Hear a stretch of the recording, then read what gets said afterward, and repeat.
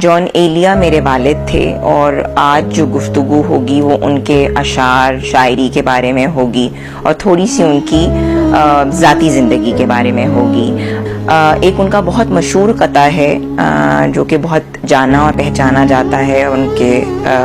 اس قطعے کو پڑھیں تو فوراً لوگ کہتے ہیں کہ جان ایلیا کا ہے۔ شرم دہشت جھجک پریشانی، شرم دہشت جھجک پریشانی، ناز سے کام کیوں نہیں لیتی، آپ وہ جی مگر یہ سب کیا ہے، تم میرا نام کیوں نہیں لیتی۔